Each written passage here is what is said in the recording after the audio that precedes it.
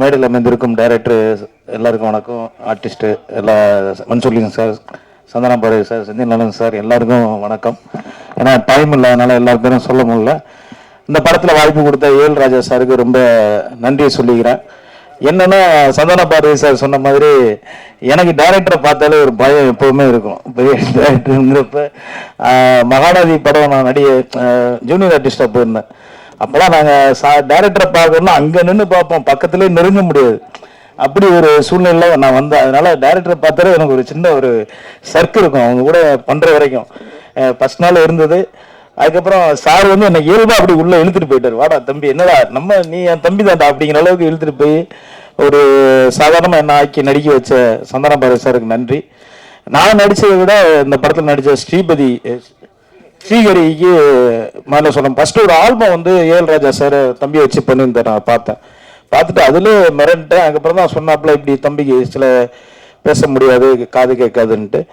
ஆனால் அதை மீறி அவருடைய திறமையை காமிச்சிருக்கிறதுக்கு அவருக்கு வாழ்த்தையும் மேன்மேலும் வளர என்னுடைய வாழ்த்துக்களை தெரிவிச்சுக்கிறேன். நன்றி. அதுக்கப்புறம் விக்ரம் சுந்தர் ரொம்ப அற்புதமாக பண்ணியிருக்காப்புல. அவர் காம்பினேஷன் எனக்கு கம்மியாக தான் இருந்தது, ஆனால் சிறப்பு ரொம்ப நல்லா பண்ணியிருக்காப்புல. மகிழ்ச்சி.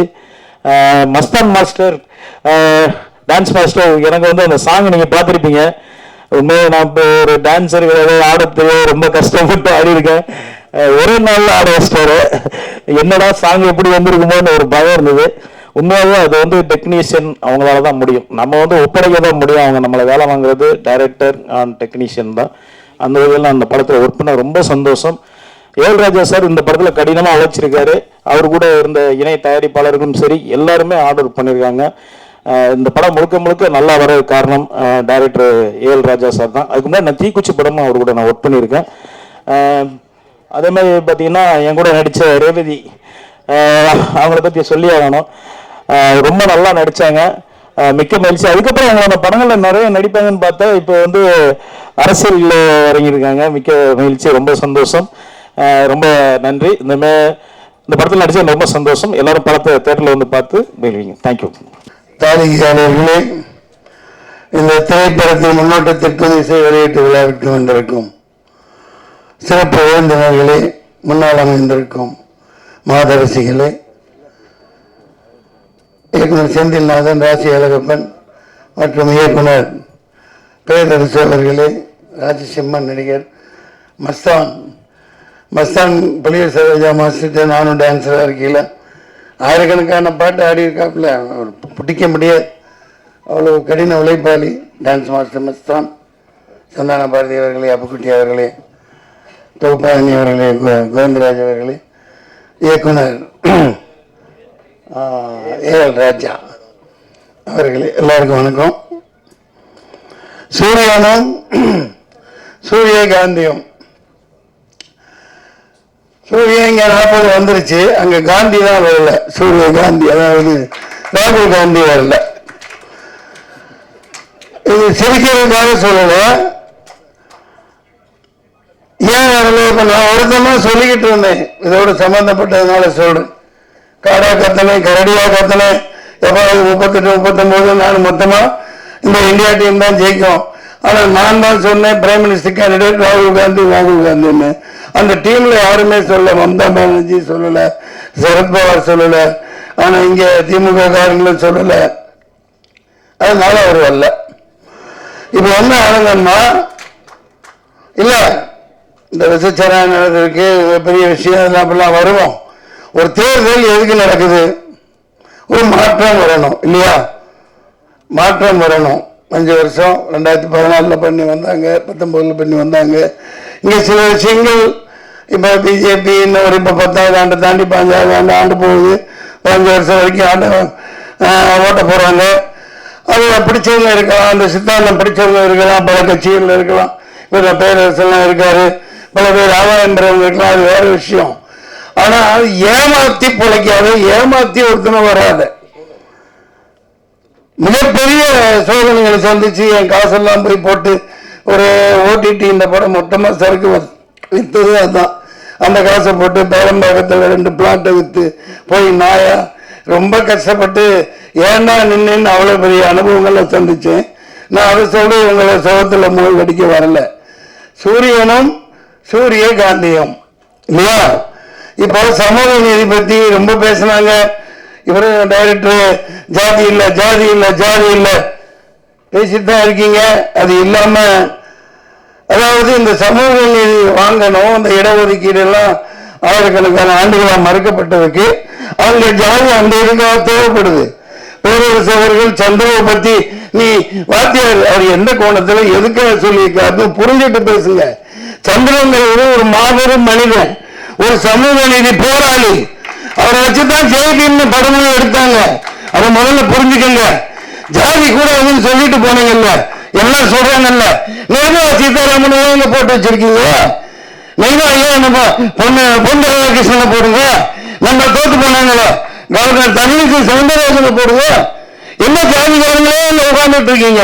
ஒரு ஓட்டு வாங்காம, ஒரு மக்களை சந்திக்காம, மக்களை முட்டாளாக்கிட்டு, மக்களை எல்லாம் அடிமாடா நடத்திக்கிட்டு அந்த ஜெயசங்கர் ஒருத்தர் உட்கார வச்சிங்களே. எந்த தேர்தல் கேட்டா காங்கிரஸ் தின்னுச்சு, நானும் திங்கிறேன் பாருங்க. நான் இது வெளிப்படி அதான் சொல்லுவேன். நடப்பு வேற, இது வேற. மக்களை அந்த தேர்தல் என்ன மயிருக்கு நடந்துச்சு, மாதவசியல் மன்னிக்க என்ன மயிருக்கு நடந்துச்சு.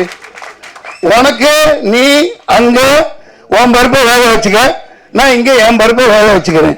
எல்லாம் டீலிங். ஏப்பா மீண்டும் மோதி மீண்டும் மோதி நாங்க எல்லாம் எங்கட வரப்போவாங்க. ஒண்ணு மிகப்பெரிய இது. சரியா நான் ஒருத்தன் தான் சொல்லிக்கிட்டே இருந்தேன். இப்ப எல்லாம் மாஸ்க் சொல்றாப்புல வேலைன்னு வந்துட்டா வெள்ளைக்காரன் நீங்க எங்கப்பா எடுத்து போயிட்டாரா? வெள்ளைக்கார போய் சொல்ல மாட்டான். இப்ப எலான் மாஸ்க் சொல்றாப்லையா? எலான் மாஸ்க் சொல்றாப்லையா? அது டுபாக் ஒரு டப்பா, அது 420, அதை மனிப்புலேட் பண்ணலாம், எல்லாம் பண்ணலாம். நான் 6 வருஷத்துக்கு முன்னாடி போராடினேன். சுப்ரீம் கோர்ட்டுக்கு பார்ட்டி இன்ஸ்பெக்ஷன் ரெடி பண்ணி எடுத்துட்டு போய் இந்த ஓட்டு மிஷினையும் கையில கொடுங்க. ஒரு ஸ்க்ரூ டிரைவரும் ரிச்சி ஸ்ட்ரீட்ல இருந்து ஒரு ஆளை கூப்பிட்டுக்கிட்டேன். ஒரு சால்டரிங் மிஷினும் ஒரு ஸ்க்ரூ டிரைவரும் கொடு, நான் குட்டி போட்டு காட்டுறேன். நீ இல்லாட்டி நான் என்ன தண்டனை கொடுக்குறீங்கன்னு 2 நிமிஷம் கேட்டார் நீதிபதி. டிஸ்மிஷன் துரத்தி விட்டார். நீ அப்புறம் தான் சொன்னா என்னப்பா பேசவே விடலன்னு அங்க சொன்னாங்க எல்லாம். எப்பா நீ தான் இந்த கோர்ட்ல அதிக நேரம் பேசியிருக்க அப்படின்னு என்ன எழுதிட்டு போனேன். இல்லைங்க, இப்ப இவ்வளவு கஷ்டப்பட்டு இவ்வளவு படம் எடுக்கிறோம், இவ்வளவு செலவழிச்சு எவ்வளவோ போராடுறோம். எங்கப்பா சவுண்டர் போயிட்டாரா?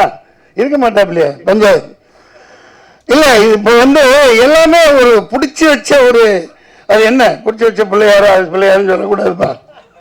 மந்திரி சேட்ட கோழி மாதிரி இந்த படம் 100 கோடி 500 கோடி குறைஞ்சது 60 கோடி இப்படி எல்லாம் எடுக்கிறாங்க. 70-80 வயசுக்காரங்க ஹீரோவா நடிக்கிறாங்க. அதுக்குன்னு சில சேனல் இருக்கு, அதுக்குன்னு அந்த டாப்ல இருக்கிற கம்பெனிகள் இருக்கு. அவங்களால இவங்களுக்கு, இவங்களால அவங்களுக்கு. ஆனா மக்கள் காசு எல்லாம் கவலைகரம் பண்ணி அரோகரா. பாவம் ரஜினி சாருக்கு இப்ப எனக்கு ஒன்றும் இதெல்லாம் இல்லை, அவர் இல்லாம பேச முடியாது. 70 வயசு அவருக்கு பாருங்க ஹீரோயினி கிடைக்கிறது எவ்வளவு கஷ்டமா இருங்க, ரொம்ப கஷ்டம். ஏன்னா இன்னொருத்த மொண்டாட்டியா இருக்கணும், தப்பா இல்லை நடிகையா சொல்றேன். அது யாருப்பா ஐஸ்வர்யா ராய், அவங்களுக்கு வயசு ஆயிடுச்சு, அதுவும் கொஞ்சம் கல்டு தட்டிடுச்சு. இப்ப ரொம்ப கஷ்டப்படுறாங்க ப்ரொடியூசர்லாம். அவங்களை நடிக்கவே வச்சாகணும், இங்க இவங்களும் நடிக்கணும். நான் ஏன் சொல்றேன்னா இந்த மாதிரி படங்கள்லாம் மோசமா போகுது, பார்க்கறதுக்கு ஆள் இல்லை. மக்கள் காசை வச்சுக்கிட்டு எப்படா வரும், டைகர் படம் வரும், ஒன்னும் உட்கார்றது இல்லை, பில்டப் பண்றாங்க. எல்லாமே பில்டப்லயே சினிமா போயிட்டு இருக்கு. இப்படியே போயிட்டு இருந்தா எப்படி? இப்ப கவுன்சில் இருந்து இவன் எங்கப்பா இவரு போயிட்டாரு, அவரும் போயிட்டாரா, நம்ம எல்லாம் ஓடி போயிடுவாங்க, நிக்கவே மாட்டாங்க. நம்ம இப்ப இவருப்பா கிழக்கு வாசல் டைரக்டருங்கப்பா உதயகுமார் சார், அவரும் போயிடுவார். அதாவது ஒரு லிங்க் உள்ளவங்க திராவிடம் அது இது என்னென்னமோ பேசுறீங்க, அதெல்லாம் சமூக நீதி எங்க இருக்கு? முதல்ல பெரியார சொல்றீங்க, அவர் அளவுக்கு ஒரு எண்ணத்தை சொல்றது. இப்ப ஆண்டுகிட்டு இருக்க கட்சி பெரியார் அண்ணா சொல்லு, அங்கங்க கட்டடம் கட்டுறாங்க, 40% கமிஷனை வாங்கிக்கிறாங்க, செலவு வைக்கிறாங்க, என்னென்னமோ கட்டுறாங்க. பெரியார் சொல்றபடி அவரோட கூற்றுப்படி நீங்க வாழ்றீங்களா? அவர் எவ்வளவு எளிமையா இருந்தார், தண்ணி கொடுப்பான். பெரியார் எவ்வளவு எளிமையா வாழ்ந்தார், அந்த மாதிரி நீங்க வாழ்றீங்களா? 10 லட்சம் கோடி 20 லட்சம் கோடி சொத்தை சேர்த்துக்கிட்டு அந்த அண்டர்ஸ்டாண்டிங் தான். இப்போ தேர்தல் இது முளமாரித்தனம் பண்றோம், அந்த மிஷின் நடக்காது, அழகா 100-270 குத்தி வச்சுட்டு கேட்பாங்க சில பேர் முட்டாள்தனமா, வேற என்ன குடிக்கலப்பா நான் இன்னும், ஆமாப்பா எப்படிப்பா இது, அது எப்படி இங்கெல்லாம் இவங்கெல்லாம் எப்படி ஜெயிச்சாங்கோ, நீங்களும் அப்படித்தான், அந்த மாதிரி கேட்பாங்க. அவன் அவ்வளவு முட்டாளா? 10 வருஷம் ஆனிட்டு 11வது வரை உட்காடுறேன், சரியா அங்கங்க எங்கெங்க குத்தி வைக்கணுமோ, ராம்பூர் இந்த பொரு என்ன 270 இதுல என்னென்ன பண்ணி வைக்கணுமோ. விளையாட்டு இல்ல, 6.5 லட்சம் மெஷின் ரிப்பேரா போயிருக்கு, அதான் ரிப்பேர் பண்ணியிருக்கான். இது எங்கேயாவது நீங்க போட்டீங்களா? நீங்க பதில் சொல்லுங்க. 6.5 லட்சம் எப்பா நீ ஆர்டர் கொடுத்து வாங்குறீல, ஒரு மெஷின் ரிப்பேர் ஆனா பரவாயில்ல, 6.5 லட்சம் மெஷின் எப்படி ரிப்பேர் ஆகும்? திறந்து பிரிச்சு அது என்னென்ன வைக்கணுமோ வச்சு ரிமோட் எல்லாம் பண்ணி, இந்த பைத்திய ஆரம்பத்துல இருந்து சண்டை போட்டுதாங்க இருக்கு. அந்த நந்தினின்னு ஒரு பொண்ணு எவ்வளவோ அப்பா கூட சண்டை போடுது, ஒருத்தர் இல்ல லட்சக்கணக்கான வக்கீல் போறான்னாங்க, என்ன தெரியல. நீ ஆடிட்டு போ நல்லபடியா. அது 50 வருஷம் ஆண்டாப்புல துக்ளக் வேண்டாம், முகமது பின் துக்ளக் 50 வருஷம் 49 முக்கால் வருஷம் அவருக்கு பண்றாரு, அவருக்கு அந்த காலகட்டம் வேற. ஆனா மக்கள் அமைதியா வாழ்ந்தாங்க, எல்லாம் சந்தோஷமா வச்சிருந்தாங்க. எல்லாம் நாசம் பண்ணிக்கிட்டு ஜிஎஸ்டி லொட்டு ஒஸ்கே பணம் இல்லாம மக்களை கொலை பண்ணி வாட்டி வதைச்சு இப்பவும் ஆஸ்பத்திரிகளை கெடுத்து வச்சுட்டாங்க கொரோனான்னு சொல்லிட்டு. பிரச்சனைகளை பேசணுமா இல்லையா? முன்னாடி குழந்தை பிறகு எல்லா இடம் சிட்டியில நீங்க பாருங்க, கொரோனாக்கு அப்புறம் எல்லா ஆஸ்பத்திரியுமே இன்னைக்கு பேசுவாங்க. ஆனா சிசேரியன் இல்லாம 100க்கு 99% சிசேரியன் வைக்கிறான். அவங்களுக்கு தேவை காசு. அதுக்கப்புறம் கொண்டு இன்குபேட்டர்ல வைக்கிறது, அங்க வைக்கிறது, நிமோனியா, ஜாண்டிஸ். இது கொஞ்ச வருஷத்துக்கு முன்னாடி எல்லாம் அப்படி இல்லையே. எங்க யாராவது எல்லாம் ஆஸ்பத்திரியில பிறந்த மாதிரிங்களா? யாரோ செய்தித்தாள் வரும், போட்டு 10 ரூபா வாங்கிட்டு போயிருக்காங்க அந்த காலத்துல, அப்புறம் 100 ரூபா வாங்கிட்டு போவாங்க. குடல் சுத்திக்கிச்சு கழுத்துல. எத்தனை குழந்தைகளுக்கிட்ட குடல் சுத்தம்? சார் அநியாயம் பண்றாங்க கொரோனாக்கு. ஏன் நான் இந்த பிரதமர் மோடியோட ஒரு பேச்சு கேளுங்க. என்ன சொன்னார்? இது பூஸ்டர் ஊசி போடு, அதுக்கப்புறம் ஹார்லிக்ஸ் ஊசி போடு, அதுக்கப்புறம் என்ன பாருக்கு அது ஊசி, கடைசியில பார்த்தா ஒப்பந்தம் என்னென்ன 15,000 கோடி 10,000 கோடி எவ்வளவோ இந்த தேர்தல் பத்திர டொனேஷனுக்கு அந்த கம்பெனிக்காரன் கொடுத்துருக்கான். அப்ப மக்கள் எல்லாம் ஆட்டு மந்தைகளோட நாயோட கேவலமா தானே நடத்துறீங்க. எத்தனை ஒரு உயிர் போச்சு. இப்ப ரசிச்சாராயன் ஒரு பேர் செத்துட்டான். சரி, இது தெரியுது இந்த நாட்டில் இவன் விற்கிற சரக்கு ரசச்சாராயத்தோட மோசமானது. 2 வருஷம் கழிச்சு சாவான். இன்னைக்கு பேசிட்டு இருக்க நேரத்தில் 100-200 பேர் தமிழ்நாட்டில் செத்துருப்பான். அது தெரியாது. ஏன்னா குடிச்சு குடித்தான் செத்தான், போயிட்டாப்ல இல்லையா? மதுவை ஒழிக்கணும், ஒழிச்சே ஆகணும். நீ தென்னை மரம் வளரு, பனை மரம் வளரு, அதுல நீ அது என்னப்பா கல்லு ஆரோக்கியமான மழை, பணம் பாலெல்லாம் கிடையாது, கல்லு. இந்த ஷாம்பைன் 15,000 16,000 ரூபாய்க்கு பாட்டில் விற்கிறாங்க. அது என்ன? கல்லோட பதப்படுத்தப்பட்ட கல்லு தான் அது ஷாம்பைன். நீ தமிழ்நாட்டில் இது மாதிரி குவாலிட்டியா கொடுன்னு தான் சொல்றேன். மது டோட்டலா இந்த டாஸ்மாக் இழுத்து மூடு, இந்த சரக்கோட சேர்த்து அதை இழுத்து மூடு. பேசித்தான் ஆகணும். இது ஜாதி பேசுறது இல்லை. இங்க வாங்க முன்னாடி சில பேர் சொன்னா ஜாதியை ஒழிக்கிறோம். எதுக்கு? சமூக நீதி இன்னும் கிடைக்கலையே. கட்சியில சமூக நீதி இல்லை, எல்லாத்துக்கும் தரமாட்டேங்கிறீங்க. நான் போய்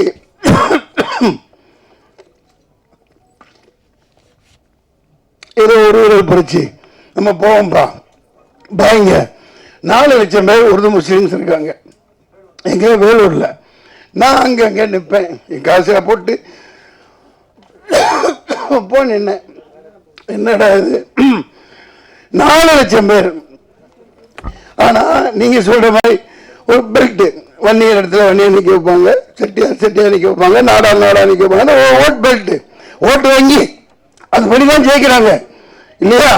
சரி நமக்கு போடுவாங்க. நானுக்கு 10 இவன் பேச்சாளர்லாம் கூட்டு போனேன், குணாச்சி நிறைய பேர் அங்க என்னால முடிஞ்ச அளவுக்கு போறான்னு.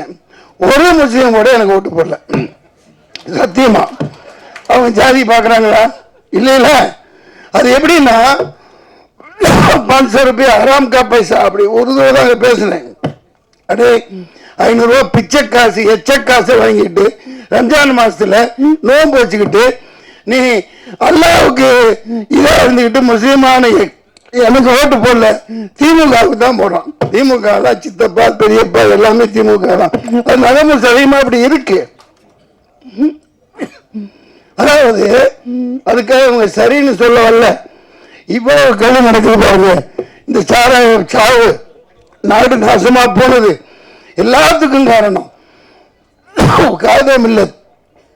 கத்தனார் அண்ணாவுக்கு தான் ஒரு ஆதரவு கொடுத்தார். 42 எம்எல்ஏ ஜெயிக்க வச்சாங்க 1967 இல்லையா? அண்ணா இறக்குறாரு, அன்னை கருணாநிதி வர்றாரு, மதுவிலக்க தூக்குறாரு, கதறாரு. படிச்ச ஹிஸ்டரியில படிக்கிறதும் எல்லாத்துக்கும் தெரியும். காதம் இல்லை கதறாரு. போய் எப்பா தூக்காத காமராஜரையும் கூட்டிட்டு போறாரு, வீட்டுக்கு போறாரு, கதறாரு. அந்த ஒரு சமூகம் வீணா போயிடும். நீ மதுவிலக்கு தூக்காத, இது ரொம்ப ரொம்ப தப்பு. மதுவிலக்கு இருக்கணும், முடியாது. அவர் ரத்தம் கக்கி செத்து போனார். காரணம் திமுக. டெல்லி வரைக்கும் போனார், போராடுறாரு, எழுத்து கூட்டம் போடுறாரு, இவங்க எழுத்து கூட்டம் போடுறாங்க. அன்னைக்கு ஆரம்பிச்சு இன்னைக்கு வரைக்கும் இந்த மது சர்க்கரை அடிக்கிறான், அங்க நிக்கிறான், இங்க மாறுது. விசச்சாரத்தோட மோசமானது ஒலி, டாஸ்மாக் ஒலி தூக்கி போடு. வேலைக்கு ஆளே இல்லை சார். இவனுமே தமிழ் இந்த சாராயம் குடி செத்துட்டானா எல்லா கடையிலையும் இந்திக்காரன் தான் இருக்கான். அவனு கூட அடிக்கிறான், பான்பரா கடி. சாராயத்தை விடுங்க. சூரியனும் சூரியகாந்தியும் கேட்க நல்லா தான் இருக்கு. சூரியகாந்தி விதை எல்லா மருந்தும் சாப்பிடலாம், எல்லாத்துக்கும் பய. அது கிட்டும்பா தொண்டை கட்டிடுச்சு. அந்த படத்துல வாங்க கொடுத்த தண்ணி கொடுக்கிறாரு. பேசிட்டு பேசணுமே. இந்த ஒரு கதாநாயகி தங்கச்சி பாப்பேன், நீ இவங்களே காட்டுறாங்களே ஒரு நாட்டு கட்ட ஒண்ணு அடிச்சு அதிங்க அவங்களுக்கான என்னப்பா இப்படிலாம் ஏமாத்த கூடாது. இதான் சும்மா ஒரு நாட்டு கட்ட ஒரு நல்ல ஹீரோயினி காமிச்சாங்கல்ல கண்ணல, அந்த ஹீரோயினி இங்க துபாய் ஞானமே இல்லை. நான் இங்க காட்டு கத்திட்டு இருக்கேன். இன்னொரு பொண்ணை காமிச்சாதான் ஹீரோயினி, அதான் ஹீரோயினி. நியாயமே இல்லை. நீங்களாம் இப்படி ஏமாத்த கூடாது. இது முள்ளமாரி தேர்தல் இப்படித்தானே வந்தோம். முள்ளமாரி அதை கேட்கணும் சார். நீங்க வாழ்த்திட்டு போறேன், நானே வாழ்த்துறேன், நானே பேரரசு கூட பிரச்சாரத்துக்கு வரேன். நீ வாக்குச்சீட்டுல தேர்தல் நடத்து. நாடே கேக்குதா இல்லையா? அப்படியே உள்குத்து இருக்கு. இப்ப திமுக ஓபனா சொல்றேன், 40 சீட்டு வச்சிருக்கீங்க. டேய் வாங்க, நாங்க தேர்தலில் பங்கு பெற மாட்டோம், நாங்க பாய்காட் பண்றோம். நீ வாக்குச்சீட்டு நடத்து. ஏன் சொல்லல? உன் பருப்பு அங்கே வச்சுக்க, இந்த மெஷின் அங்கிட்டு தள்ளிடுறேன், நான் இங்க செட்டப் பண்ணி இங்க பண்றேன். அதுதான் நடக்குது. இது மெஷின் இருக்கிற வரைக்கும் சூரியகாந்தி மலராது. சூரியன் டெய்லி ஊத்துட்டு தான் இருக்கும். அதே முட்டாளா தான் ஆகிட்டு இருப்பாங்க. நாட்டில் ஒரு முன்னேற்றமும் வராது. தமிழக பிரச்சனை தீரப்போறது இல்லை. தீர்மா மீனவ பிரச்சனை தீர போறது இல்லை. கடிதம் எழுதுவாங்க, நீட் இன்னமும் பிச்சு அவன் ஒரு 40 சேனல் நடத்துறான். அதை வச்சு ஒரு கையில கிடைச்சா அடிச்சு வர கட்டுவது மண்டை குழந்தை ஒரு 4 பேரை வர வச்சுக்குவாங்க. டிபேட் தான் நீட் என்ன அது இது. ஐயோ அந்த பொட்டி வீட்டில் நம்மளதான் இருக்கு, ரொம்ப கொடுமையா இருக்கு.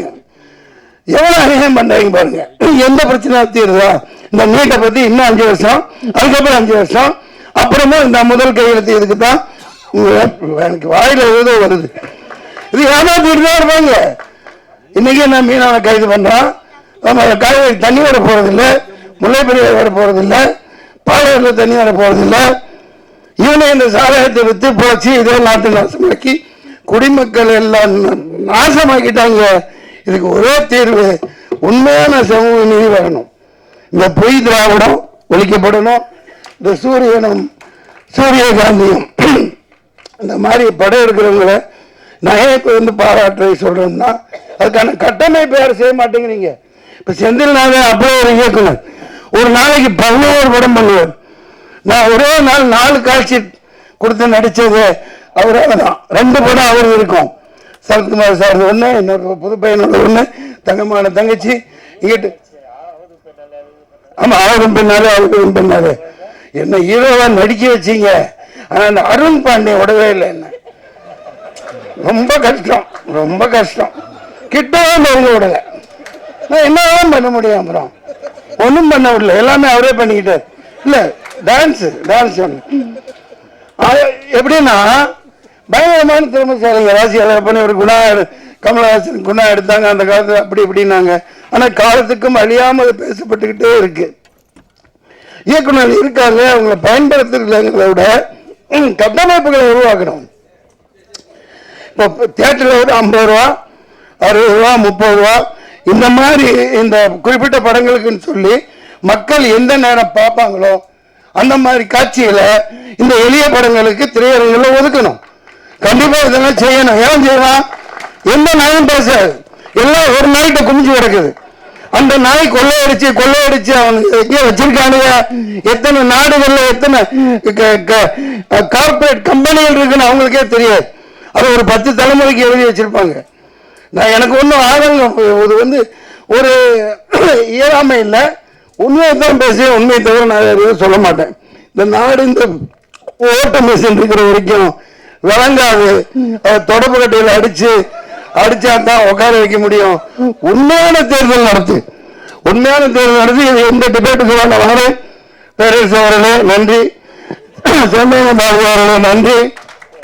அதனால வடக்கையும் வாழல, தெற்கும் வாழல, ஒண்ணுமே ரொம்ப கொடுமைங்க. சரி, ஆமா, அது சூரிய கொடுமை இல்லப்பா. அதனால ஆட்டை போட்டு வந்ததுதான்ப்பா. இப்ப அண்ணா வச்சிருந்த கட்சியை ஆட்டை போட்டு வந்து பண்றாங்க. இப்ப நான் தனியா போராடி 4 ஓட்டு வாங்குறேன். அதுல ஒரு மிகப்பெரிய குத்து. ஏன்னா எலெக்ஷன் கமிஷன் அப்பயே சொன்னேன், சொல்லக்கூடாது. யாரும் 4 பேர் செத்தாங்களா இல்லையா? வெயில நின்று 4 பேர் ஓட்டு போட்டு வந்தது செத்தாங்களா இல்லையா? எல்லாம் மறந்துட்டீங்களா? பத்திரிகைக்காரங்க பேப்பர்ல போட்டீங்கல்ல. அந்த 4 பேருக்கு தேர்தல் கமிஷன் 1 கோடி கொடுக்கணும்னு பேட்டி கொடுத்தேன். சில பேர் போட்டாங்க. ஏன் கொடுத்தாங்க? மைய காமிச்சு, விரலை காமிச்சு, லட்சம் கோடி செலவு பண்ணி தேர்தல் நடத்துறீங்கல்ல.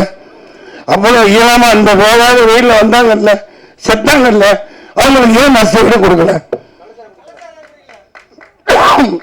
நல்ல பாயிண்ட்.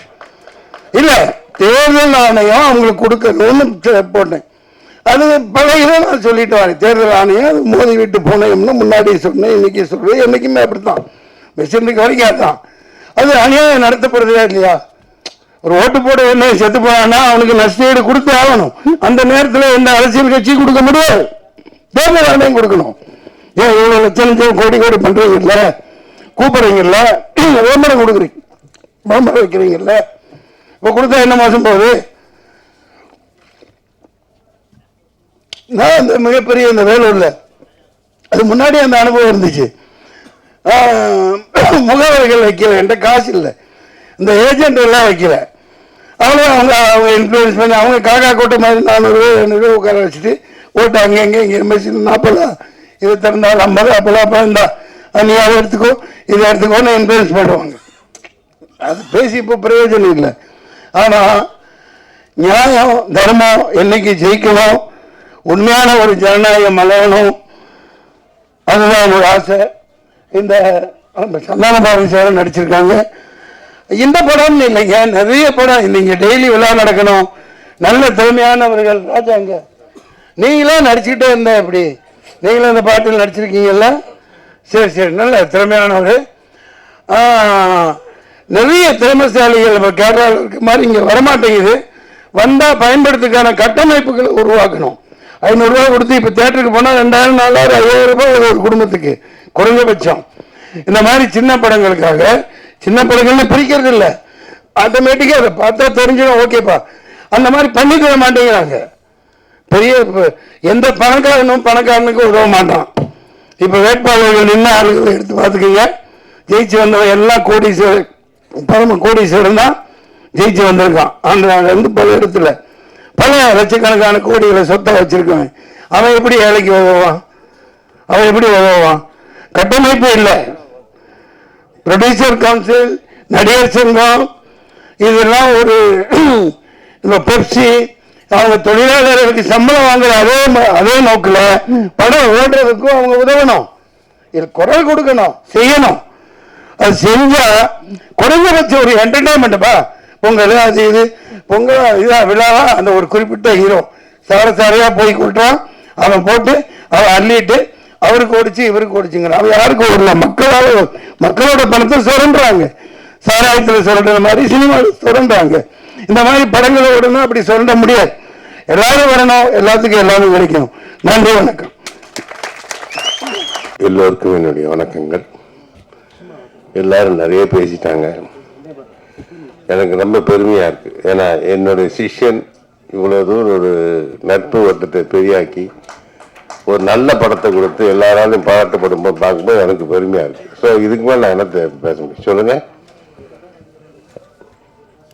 ஸ்ரீஹரி அந்த பையன் நிஜமாவே ரொம்ப நல்ல பையங்க, ரொம்ப நல்ல பையன். ஏன்னா எங்களோட சீன்ஸ் எல்லாம் நடிக்கும் போது கொஞ்சம் முதல்ல டென்ஷன் ஆனார். நான் சொன்னேன், டென்ஷன் ஆனப்பா, இது என்ன புரிஞ்சுக்கோ, இது எதுக்கு சொல்றாங்கன்னு தெரிஞ்சுக்கோ, அதுக்கு நான் பண்ணினேன். அதே மாதிரி அவன் புரிஞ்சுக்கிட்டு ரொம்ப அற்புதமா ஆக்ட் பண்ணான் அந்த சீன்ஸ் எல்லாம். அதே மாதிரி அப்புக்குட்டி முதல்ல நடிக்கும்போது நான் எதுக்கு பயப்படுறீங்க சார் அப்புக்குட்டி, நான் ஒவ்வொரு நடிக்க வந்திருக்கேன், அவ்வளவுதான். நான் என்ன சொல்றோம் அதுக்கு நீ கவுண்டர் அடிக்க, உங்களுக்கு கவுண்டர் அடிச்சா நான் கவுண்டர் அடிப்பேன், அவ்வளவுதான். தவிர நீங்க ரொம்ப ரிலாக்ஸா இருங்கன்னு சொல்லி அவரை அந்த மாதிரி தான் அப்புக்குட்டி பண்ண. அவரு ரொம்ப நல்லா ஆக்ட் பண்ணாரு. பொதுவாக அந்த படத்துல எல்லாருமே ஆல்மோஸ்ட் புதுமுகங்கள் தான், என்னையும் அப்புக்குட்டின்னு வரும், மற்ற எல்லாருமே புதுமுகம் தான், இன்க்ளூடிங் ராஜா. நீயா யாரு நீங்க இருக்கீங்களா? ஓ சாரி, எனக்கு நடிச்சிருக்காங்கன்னு. இவங்க எல்லாருமே புதுமுகம் தான். செந்தில்நாத் ஏற்கனவே ரொம்ப பழைய நடிகர், அவரு பழம்பெரும் நடிகர் அவரு, அதனால அவர் நம்ம சொல்ல முடியாது. ஸோ எல்லாருமே இந்த படத்துக்காக இது ஒரு வித்தியாசமான படம் தெரிஞ்சுதான் எல்லாருமே ஆக்ட் பண்ணியிருக்கோம். இந்த படம் மிகப்பெரிய வெற்றி அடைஞ்சா நான் இன்னும் ரொம்ப சந்தோஷப்படுவேன். ஏன்னா என்னுடைய சிஷ்ய பிள்ளை ஏற்கனவே 2 படம் எடுத்து ரொம்ப நல்லா பண்ணியிருக்காரு. இந்த படத்திலையும் ஒரு மறுமலர்ச்சி கொண்டாட மாதிரி ஒரு படம் பண்ணியிருக்காரு. இது இன்னும் மிகப்பெரிய வெற்றி பெற்று எல்லாருக்கும் ஒரு நல்ல பேரை கொண்டாந்து தரணும். அதுக்கு எல்லாம் இறைவனை நான் வேண்டிக் கொள்கிறேன். நன்றி, வணக்கம். அனைவருக்கும் மாலை வணக்கம். எல்லாருக்கும் என்னுடைய வாழ்த்துக்கள். ராஜா சார் ஏற்கனவே 2 படம் நல்ல படங்கள் பண்ணியிருக்காரு. இது படம் பார்த்தோம், நம்ம ஃபுட்டேஜஸ் பார்த்தோம்.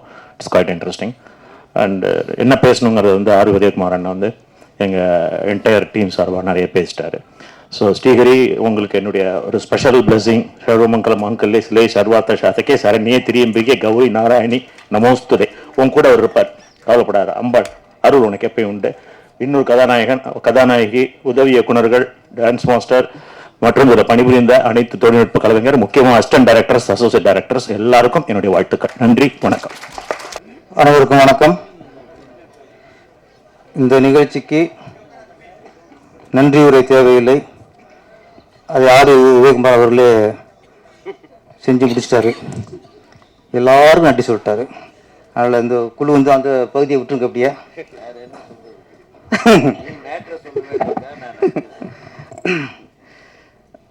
ராசி அழகப்பன் அண்ணன் உலகநாயகன் கமலஹாசன் அவருடைய மனசாட்சி. இந்த தமிழ்நாட்டில் சூரியன் பவர் அப்படிங்கிறது எடுத்து சொல்லிட்டாரு. தமிழ்நாடு சூரியன் பவர் அப்படி, சூரியன் பவர் அப்படி. ஏன்னா கமலஹாசன் மனசாட்சி அப்படி தான் பேச முடியும்.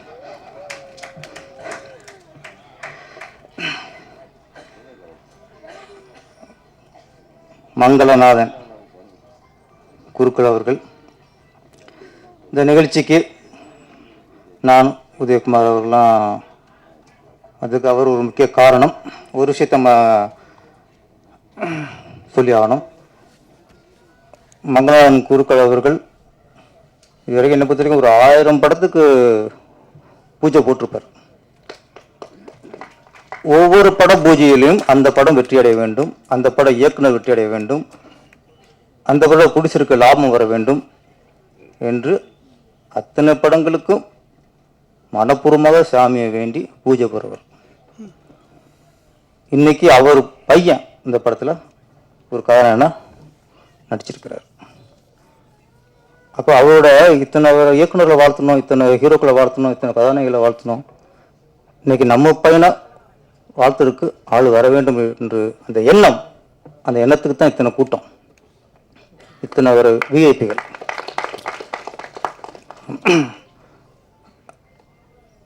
அவரோட பையன்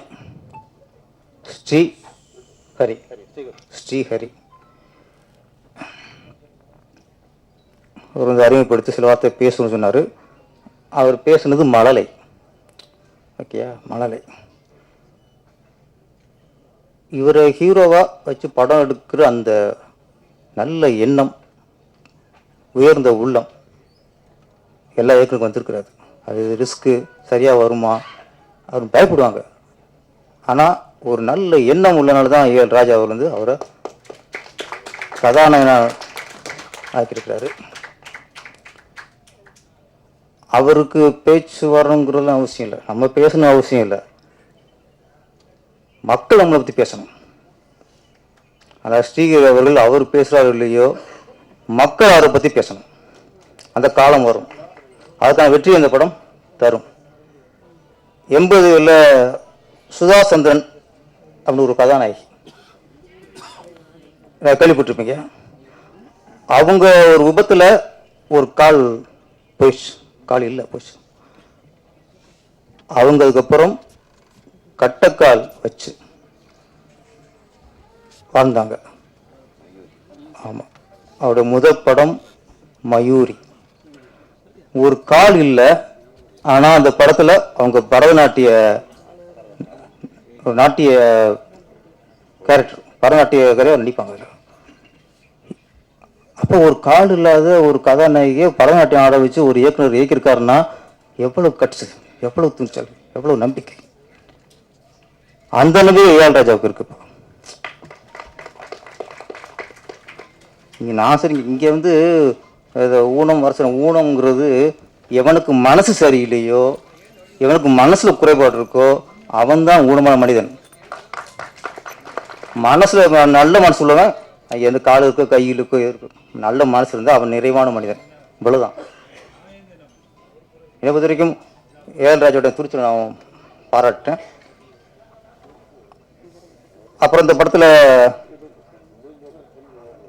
ராசியால் சொன்னார், திராவிட சித்தாந்தம் கிட்ட இருக்கு, அதனால இந்த பாட்டெலாம் ஜாதி பாட்டெலாம் போட்டிருக்காரு அப்படின்னா.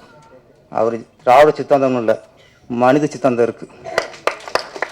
திராவிட சித்தாந்தம் இருந்தால் ஒரு குருக்களோட பையனெல்லாம் ஹீரோ ஆக்க மாட்டார். ஒரு குருக்களோட ஒரு குருக்களோட பையனை ஹீரோ ஆக்கியிருக்காருன்னா அது மனித சித்தாந்தம், அது நம்பிக்கை சித்தாந்தம், அது சமதர்மம், அது சமூக நீதி. இது இதுக்கும் மற்றதுக்கும் சம்பந்தம் இல்லை. வாழ்த்துக்கள். ஆதித்யகுமார் அவர்கள் வந்து கரெக்டாக ஏஎல் ராஜா பாராட்டினார். நம்ம படங்களில் வந்து நம்ம சமூக அக்கறை காட்டணும், நம்ம படங்களை வந்து சமூக நீதியை சொல்லணும், நம்ம திரைப்படங்கள் வாயிலாக சம தர்மத்தை சொல்லணும், நல்ல விஷயங்கள் மக்களுக்கு சொல்லணும். அவன்தான் உண்மையான கலைஞன், சமூகத்து மீது அக்கறை உள்ள கலைஞன். படம் ஓடினா போதும், இப்படி ஒரு பண்ணி எடுத்துப்பட்டு ஒரு பாட்டு கிட்டு வச்சு படம் ஹிட்டான போதும், வசூல் வந்தால் போதும்னா அது வந்து கலைஞன், அது வியாபாரி. நல்ல கலைஞன்னா நல்ல விஷயங்கள் சொல்லணும். ஆனால் அந்த ஜாதி கேட்குறான் பாடல் ஒவ்வொரு வரிகளும் சூப்பர். அது ஒரு மனுஷனை மதிக்கணும், ஜாதியை தூக்கி போட்டு மிதிக்கணும். ஒரு எளிமையான வரி, ஆனால் ஜாதியை தூக்கி போட்டு மிதிக்கணுங்கிறதுல அந்த ஒரு அழுத்தம், அந்த ஒரு கோபம் எல்லாம் இந்த வரிகள் இருந்துச்சு. இன்னைக்கு ஜாதியை ஒழிக்கிறதுக்கு ஒரு ஐடியா சொல்லுங்கன்னா ஒரு அறிக்கை கொண்டு வராங்க, ஜாதி ஒழிக்கிறதுக்கு, இந்து மதி அழிக்கிறதுக்கு. ஜாதியில் படத்து நம்ம தான். இன்னொரு படத்தில் பெரியார்லாம் கட்டினார், நல்ல விஷயம். கலைஞரை கட்டினார், எம்ஜிஆரை கட்டினார். ஆனால் ஒரு பெரியாரோட தாக்கம் அவர்கிட்ட இருக்குங்கிறது புரிஞ்சுக்க முடியாது. நம்ம நாட்டில் என்ன பண்ணுறோம், பெரியார் மாதிரி ஒரு சமூக சீர்திருத்த ஆள் இல்லை. சமூக சீர்திருத்தம், ஒரு பகுத்தறிவாளன், மூட நம்பிக்கை எதிரானவர் பெரியார். ஆனால் இன்னைக்கு காலம் இன்னைக்கு என்ன சொல்கிறான், பெரியார் வந்து எல்லாத்தையும் தூக்கிவிட்டு அவர் நாத்திகன் ஆக்கிட்டான். அவர் சாமி இல்லைன்னு சொல்றாரு. அவர்தான் பெரியார்னா அவர் சாமி இல்லைன்னு சொல்றவர், கடவுளை கும்புற முட்டான்னு சொல்றவர், அவர் இந்து மதத்துக்கு எதிரானவர். எது உங்க சுயநலத்துக்கும் உங்க கொள்கைக்கும் உங்க கோட்பாட்டுக்கும் ஏன் பெரியார் இங்க அடக்கிட்டாங்க? பெரியார் ஒரு சமூகத்தில் மிகச்சிறந்த ஒரு சீர்திருத்தவாதி, பெண்ணடிமைக்கு எதிரானவர், ஜாதி வேணாம்னு சொன்னவர், ஜாதியை டோட்டல் அடிக்கணும் குரல் கொடுத்தவர், அதுக்காக வாழ்ந்தவர். ஒரே கேள்விதான், பெரியார் இருக்கும்போது ஜாதி இருந்தது, ஜாதி அமைப்பு இருந்ததா? பெரியார் இருக்கும்போது ஜாதி இருந்தது, ஜாதி சங்கம் இருந்ததா? பெரியார் இருக்கும்போது ஜாதி இருந்தது, ஜாதி கட்சி இருந்ததா? பெரியார் இருக்கும்போது ஜாதி இருந்தது, ஜாதிக்கு ஒரு தலைவன் இருந்தானா? அப்ப பெரியார் ஜாதியை ஒழிச்சிட்டாரு சொல்லிட்டு நீங்க ஜாதி வளர்த்துட்டிய. ஜாதி அமைப்பு ஒரு பக்கம், ஜாதி சங்கம் ஒரு பக்கம், ஜாதி கட்சி ஒரு பக்கம், ஒரு ஜாதிக்கு ஒரு தலைவர் ஒரு பக்கம். ஜாதி இல்லைன்னு சொன்ன பெரியார வந்து ஒவ்வொரு ஜாதிக்காரன்னு தான் அரசியல் லாபத்துக்காக போஸ்டர் போட்டாலே அது பெரியாருக்கு பண்ற துரோகம். தயவு செய்து பெரியார உங்க ஜாதி உங்க கோட்பாடுக்கு அடக்காதீங்க. அவர் பறந்து விரிந்த பகுத்தறிவாளன், அவர் நாத்திகன். பெரியார் சாமி இல்லை. அவர் மூட நம்பிக்கைக்கு எதிரானவர் இருக்கார் தவிர அவர் பக்திக்கு எதிரானவர் அல்ல. மூட நம்பிக்கை வேற, பக்தி வேற. மூட நம்பிக்கையில நம்ம மாட்டுக்கலாம், சாமி மாற்ற முடியாது, சாமி அழிக்க முடியாது. நம்ம பழக்க வழக்கங்கள் நம்ம வழிபாட்டு முறைகள்ல சரி இன்னைக்கு இருக்கு, இன்னைக்கு ஒத்துக்கிறோம். இன்னைக்கு சில வழிபாடுகள்ல மூட நம்பிக்கைகள் இருக்கு, அதைத்தான் ஒழிக்கணும் தவிர ஜாதியெல்லாம் சாமி ஒழிக்க முடியாது.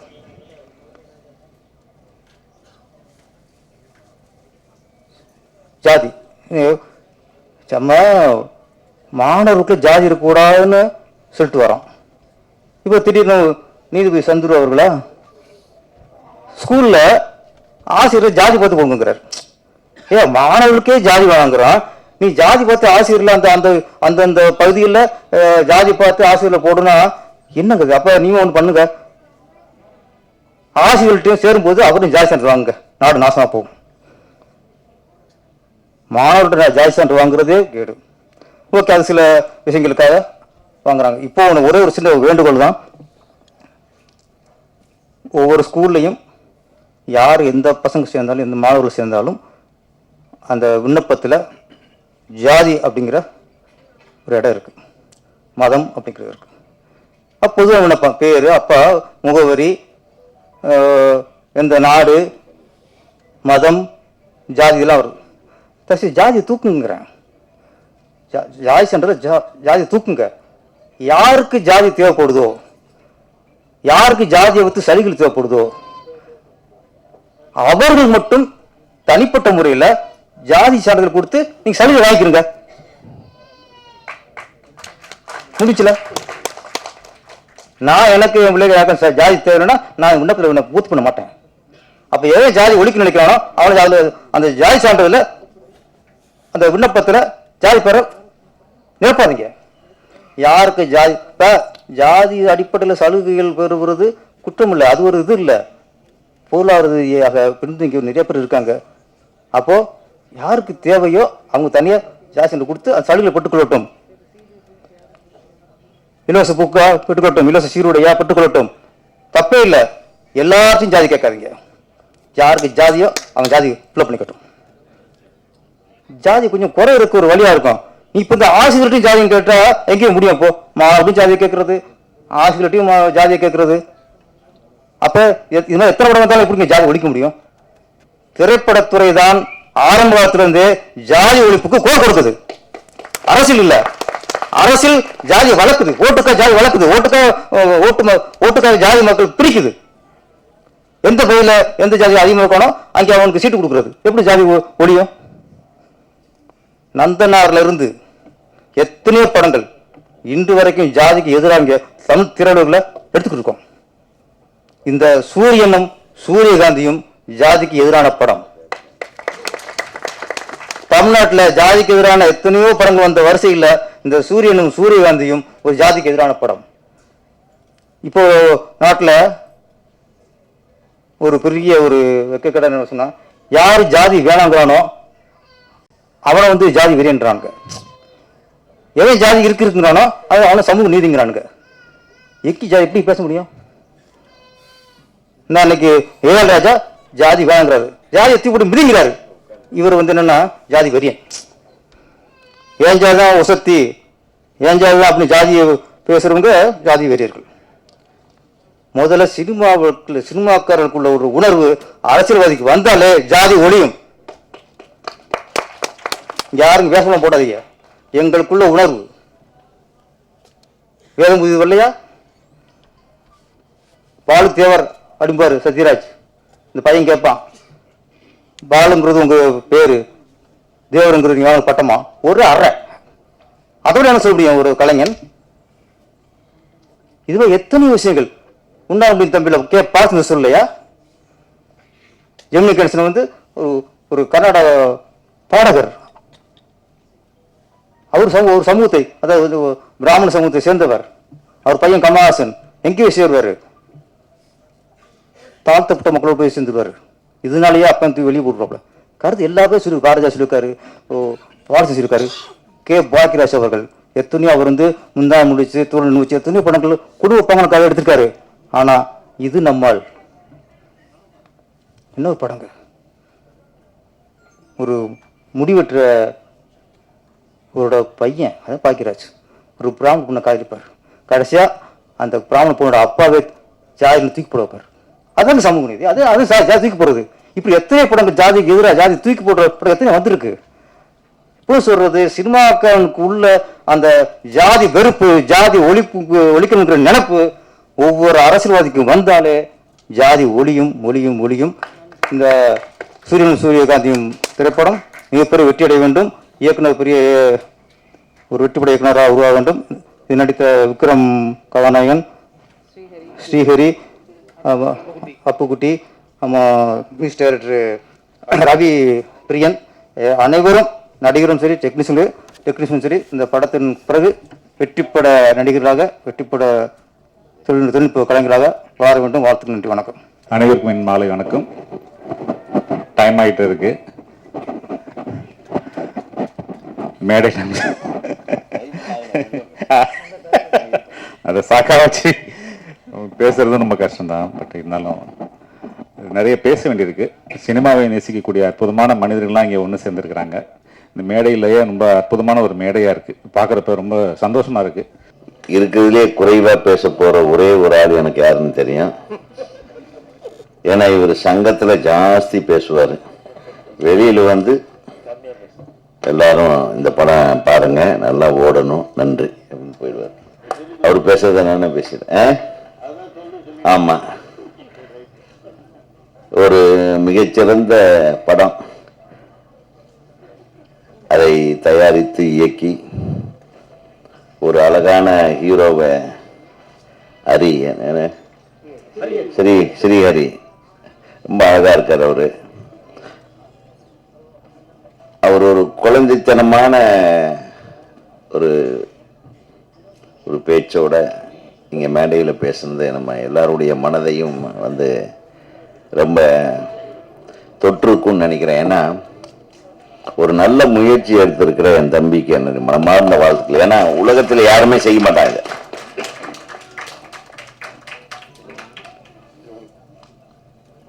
அவன் இந்த படத்துல நடிக்க ஆரம்பிச்சு நல்லா பேச கத்துக்கிட்டான்னு நினைக்கிறேன். அடுத்த படத்துல இதை விட நல்லா பேசுவான். ஆக ஏதோ ஒண்ணு நடக்குது, இறைவன் அருளால் ஏதோ ஒரு நல்ல விஷயம் நடக்குது. அது ஏன்னா இன்னைக்கு ஒரு ட்ரெய்லர் ரிலீஸுக்கு இவ்வளவு கூட்டம் வாழ்க்கையில எனக்கு ஃபர்ஸ்ட் டைம் நான் உள்ள வராமையே அந்த எட்டி பார்க்க வேண்டிய ஒரு சூழ்நிலைக்கான ரொம்ப சந்தோஷம். எல்லாரும் வேணா எந்திரிச்சு அதை வேணா என் தம்பி படம் தான் நான் இங்கேருந்து சந்தில இருந்தே பார்த்துக்கினேன். அப்படியே ஒரு ஹாஃப் ஸ்க்ரீனில் தான் பார்த்து முடிஞ்சது எனக்கு. அந்த ஆஃப் ஸ்க்ரீனுக்கு இந்த ஹவுஸ்ஃபுல் தியேட்டர் வந்து டபுள் ஹவுஸ்ஃபுல், இன்னைக்கு 350 பேர் வந்திருப்பாங்கன்னு நினைக்கிறேன். இதே உனக்கு மிகப்பெரிய வெற்றி. என உன்னை நேசிக்கிறவர்கள் நிறைய பேர் இருக்கிறாங்க. நீ சொல்லியிருக்கிற கருத்து வந்து அந்த பாரதியும் அம்பேத்கரும் என்ன சொன்னாங்க, என்ன நினைச்சாங்க, அந்த கருத்தை தான் நீ சொல்லியிருக்க. இது தொன்று தொட்டு சொல்லிட்டு இருக்கிறாங்க, எல்லாத்துக்கும் தெரிஞ்ச விஷயம். நம்ம சின்ன வயசுலேருந்து ஜாதிகள் இல்லையடி பாப்பான்னு நம்ம படிச்சுட்டு இருக்கிறோம். எக்ஸாம்பிள் எழுதிடுவோம், அந்த கவிதைக்கு மார்க் வாங்கிடுவோம். பாரதியார் இதுக்காக தான் எழுதிக்கிறாருன்னு நினச்சிருக்காங்க. மற்ற அதை மீறி யாருமே திங்க் பண்ணல. இதுதான் உண்மை.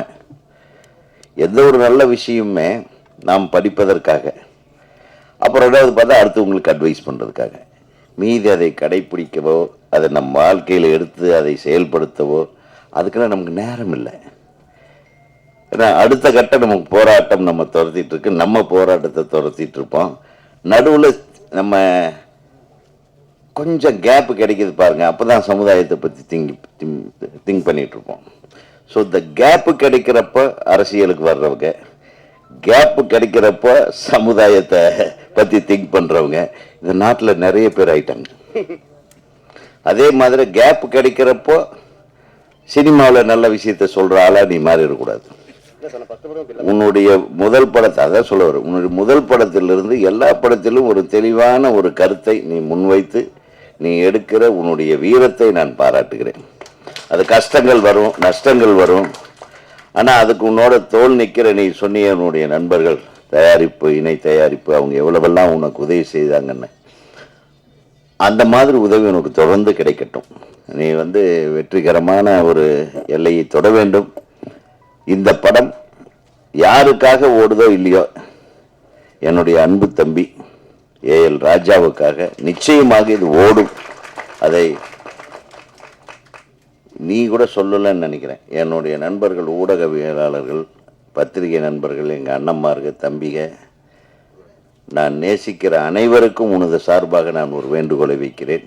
இந்த படம் சூரியனும் சூரியகாந்தியும் என்கிற அருமையான டைட்டில், இது அழகான டைட்டில். இந்த படத்தை வெற்றி படமாக மாற்றுவதற்கு உங்களால் இயன்ற அளவு உதவி செய்யுங்கள் என்று கேட்டுக்கொண்டு, அதை சொன்னார், ஒரு குருநாதருக்கு ஒரு முதல் மரியாதை செஞ்சார் எங்கள் அண்ணன். சினிமாவிலேயே ரொம்ப அழட்டிக்காத ஒரு டைரக்டர்னா அது அண்ணன் சந்தானம் பாரதி தான். ஏன்னா அவரால் அழட்ட முடியாது, வேற படத்தில் மட்டும்தான் ரொம்ப பண்ணுவார். மற்றபடி அவர் மாதிரி சாஃப்டஸ்ட் பர்சனை நான் பார்த்ததே இல்லை. நான் திரைப்பட கல்லூரியில் படிக்கிற காலத்தில் அவர் வீட்டை கிராஸ் பண்ணி நடந்து போவேன். எதுக்கால சுகாசினி நடந்து வராங்க, நாங்கள் எல்லாம் 5A பஸ்ஸில் ஏறி திரைப்பட கல்லூரியில் போவோம், ஆழ்வார்பேட்டில் இருக்கும்போது. அந்த போகும்போது எம்ஆர் சந்தானம்னு ஒரு போர்டு இருக்கும், ஒரு சின்ன வீடு. அந்த வீடு தான் இவர் வெளியே நின்றுட்டு இருப்பார். Sir director. அப்போ தான் இவங்க இது ஃபஸ்ட்டு படம், நீங்களும் வாசுவும் பன்னீர் புஷ்பங்கள் பண்ணிட்டு, நான் அந்த பாட்டுக்கு நான் அடிமை. இந்த பன்னீர் புஷ்பங்கள் படத்தில் வந்த பூந்தளிராட பாட்டை வந்து நான் திரைப்பட கல்லூரியில் படிக்கும்போது ஒரு எக்ஸசைஸாக அந்த பாடல் காட்சியை நான் படம் எடுத்திருக்கிறேன். அதனால எனக்கு அண்ணன் மானசீக குரு தான். அன்றையிலிருந்து இன்று வரையிலும் அன்பு மாறாத ஒரு, எதுக்குமே ஒரு பந்தா பண்ணிக்க மாட்டாரு. அண்ணே சூப்பராக இருந்ததுன்னு பண்ணேன், அப்படியே தம்பி ஓகே பாத்தியா அப்படிம்பார். அதோட சரி, அதை பற்றி அழட்டிக்காத அவர் உடல் நலத்தோடும் மனநலத்தோடும் நல்ல வளத்தோடும் நீடூழி வாழ வேண்டும். ஏன்னா நம்மளுக்கெல்லாம் சீனியர் அவர். அதே மாதிரி நம்ம திரைப்பட இயக்குநர்கள் சங்கத்தில் எதனால நான் அவருக்கு முதல்ல ஃபோன் பண்ணுவேன், ரிக்வெஸ்ட் பண்ணுவேன். அப்புறம் ஓட்டு போடுறதுக்கு மட்டும்தான்டா கூப்பிடுறீங்கன்னு சொல்லக்கூடாதுன்றதுக்காக எல்லா விஷயத்துக்கும் நான் அவருக்கு கூப்பிடுவேன்.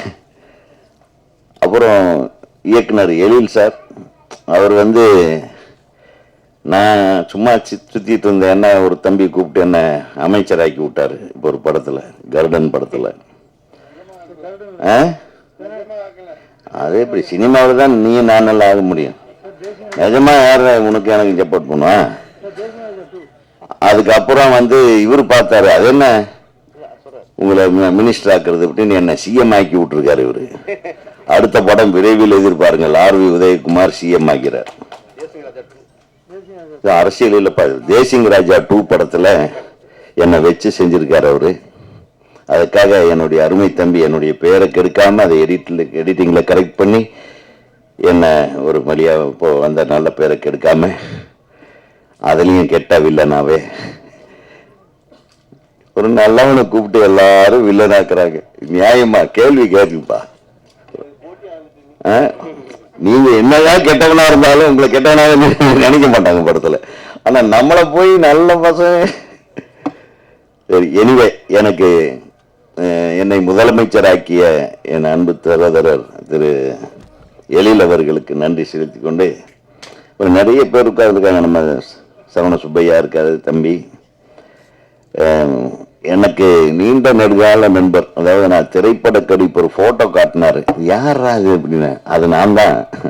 எனக்கே அடையாளம் கண்டுபிடிக்க முடியாத ஒரு நான் அவரோட இருக்கிற போட்டோவை காட்டினாரு. அவர் பத்திரிகையில் அப்ப சாவியா தாய் பத்திரிகையில் இருந்தப்ப திரைப்பட கல்லூரியில் படிக்கிற மாணவர்களை ஒரு பேட்டி எடுக்க வந்தப்ப எடுத்த ஒரு ஸ்டில்லு 1981 எடுத்தது, இஃப் ஐ எம் ரைட். அதில் நானே இல்லை. இவர் யாருங்க இதுன்னு கேட்குறாரு. இது சரி, அது தனியாக பேசிப்போம். அதாம இந்த மாதிரி உறவுகள் நாங்கள் சொல்றது. அதே மாதிரி என்னுடைய அன்பு தம்பி திரு மன்சூர் அலிகான் அவர்கள் எப்பவுமே தனக்கு படுற நியாயத்தை உறக்க சொல்பவர், யாருக்காகவும் பயப்படாமல் சொல்பவர். அதனால என்ன நடந்தாலும் பரவாயில்ல, மனசுல பட்டதை பேசுற ஒரே சினிமாக்காரன் இன்னைக்கு மன்சூர் அலி தான். ஆனா நான் ஒரு உள்ளத்தில் குழந்தை.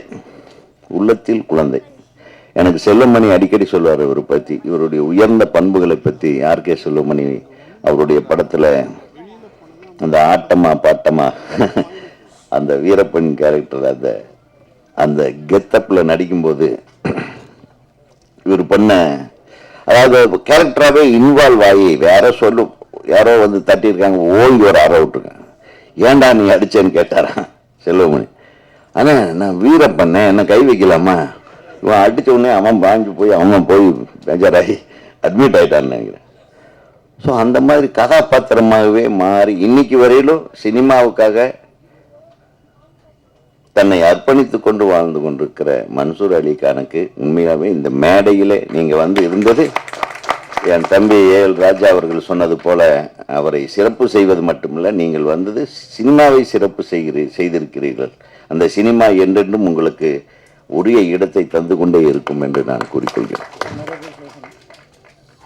எல்லாருக்கும் சார்பாக நான் பேசுறேன், வேற யாரும் பேச மாட்டாங்க. நான் இந்த பேசுறதுக்காகவே நான் வந்து மத்தியானம் இருந்து வெயிட் பண்ணிட்டு இருக்கேன். அப்புறம் இங்க வந்து நான் வந்து ஒரு அரை மணி நேரம் நின்றுட்டே இருந்தேன். நான் பட்ட சந்தோஷத்தை நீங்க எல்லாம் பட வேண்டாமா? இப்போ எங்க அண்ணன் அவரு செந்தில்நாதன் சார் வந்து is very gem of a person. இவங்க எல்லாமே, நான் எதுக்கு சொல்றேன், எல்லாமே நல்லவர்கள். இந்த மேடையில் இருக்கிறவங்க ஒன்னையும் சேர்த்து சொல்லிடுறேன், சௌந்தரியும் சேர்த்துதான். சௌந்தரியம் சில பேர்த்துக்கு நல்லவராக வர, சில பேர்த்துக்கு கேட்டார், வேற வழி இல்லை. பஞ்சாயத்துக்கு உட்கார்ந்தா அப்படித்தான். பாதி பேர்த்துக்கிட்ட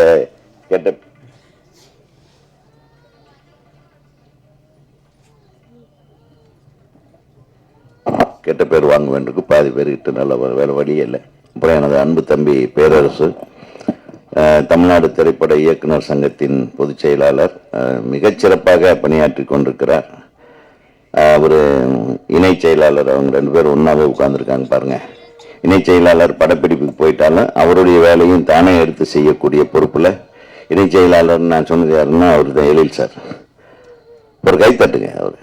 அவர் என் படப்பிடிப்பில் இருந்தா கூட ஒரு வேலையை சொன்னா நம்ம சங்கத்துக்காக அவர் ஓடி வந்து செய்யக்கூடியவர். அதே மாதிரி கூல் சுரேஷ் தம்பி, அவர் பேர் சொல்லலைன்னா எனக்கும் கைத்தட்ட மாட்டாங்க. அதனால அவன் அப்படித்தான், அவனும் ஓப்பனா சில விஷயம் ஏதாச்சும் பண்ணுவான், சின்ன சில்மிசம் பண்ற மாதிரி அடுத்தவங்களுக்கு தெரியும். அவன் உண்மையானவன். நீ வந்தாவே கலகலப்பாயிருது எல்லா ஃபங்க்ஷனும். வாழ்த்துக்கள். ஆமா. அடுத்தது அழகர் சாமியின் குதிரையில் ஏறி டெல்லி வரையிலும் போய் ஒரு மிகப்பெரிய விருது. நான் எனக்கு இப்ப கூட யோசிக்கிறேன், ஒரு இந்த இந்தியாவின் தலை சிறந்த விருதை, சிறந்த நடிகர் விருதை பெற்ற ஒரு நபரை இன்னும் இந்த தமிழ் திரையுலகம் சரியாக பயன்படுத்தவில்லை. அவரை பயன்படுத்தி கொண்டிருக்கிறேன் என்று சொன்ன உடனே நான் ரொம்ப சந்தோஷப்பட்டேன். வாழ்க. இதான் சொன்ன தம்பி. அதே மாதிரி இந்த படத்தில் ஹீரோக்களாக நடிச்சிருக்கிற தம்பி விக்ரம், அப்புறம் ஸ்ரீஹரி, அதோடு சேர்த்து நீயும் எல்லாம் ஒரு ஆட்டம் போட்டிருக்க, சூப்பராக ஆடி இருக்கேன், டான்ஸ் ஆடி இருக்கேன். அந்த மாடை பிடிச்சிட்டு வந்து ஆத்தா கிட்ட கொடுக்குற காட்சி ரொம்ப சிறப்பாக இருந்தது. மேடையில் அமர்ந்திருக்கும் அனைவருக்கும் வணக்கம். பத்திரிகை நண்பர்கள், ஊடக நண்பர்கள், இணையதள நண்பர்கள், பிஆர்ஓ கோவிந்தராஜ் சார், அனைவருக்கும் வணக்கம். மேடையில் பேசி கைத்தட்டல் வாங்குற அளவுக்கு பெரிய பேச்சாளர் தயவு செஞ்சு நீங்களாம் கை தட்டிடுங்க. நன்றி நன்றி. இந்த படம் மிகப்பெரிய வெற்றியடையும்.